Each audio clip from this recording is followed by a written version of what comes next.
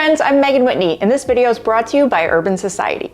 Are you like many quilters whose least favorite part of making quilts is the binding? Call me crazy, but I personally can't say I'm in that category. Binding is actually my very favorite part of making a quilt. But that wasn't really the case until I started hand sewing my bindings. I love the slow stitching process of finishing off a quilt, and I really love how hand sewing the binding looks so perfect and professional. Hand stitching does give you a control and a precision that can be hard to accomplish by machine.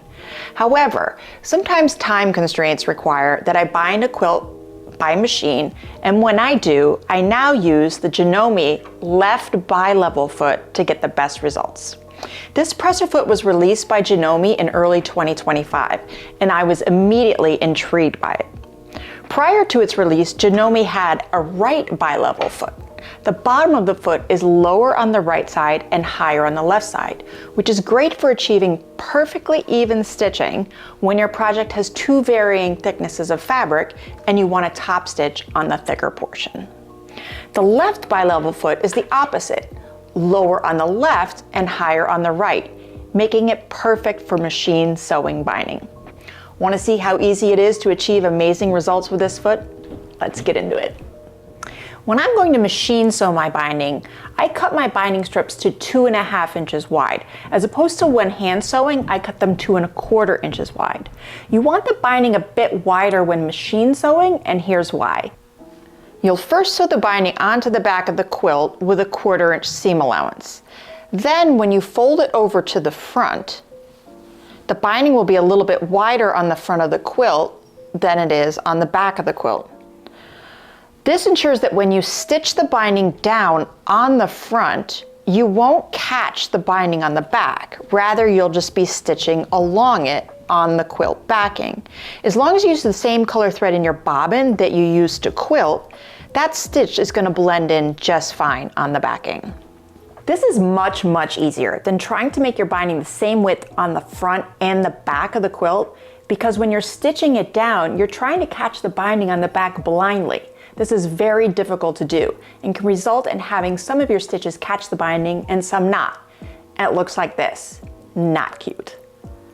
So once you've sewn the binding to the back of your quilt, fold it over the front. Make sure you fold it over all the way so that it is wider on the front than it is on the back. And you can clip it down. So you can see how wide it is on the front, and it is skinnier on the back. Now install the left bi-level foot on your machine. Just snap it on like this. Just put your quilt into the machine and line up the inner edge of that binding with the step on the foot.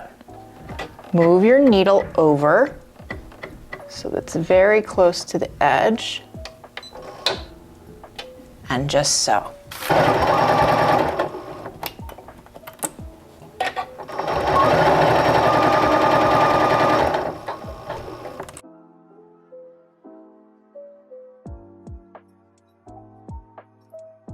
Look at how nice and straight and even that came out. Looks really good. And on the back, that stitch just blends in beautifully with your quilting. The left bi-level foot is available for 9mm high shank machines like the Skyline S6, S7, and S9, as well as all of the professional machines.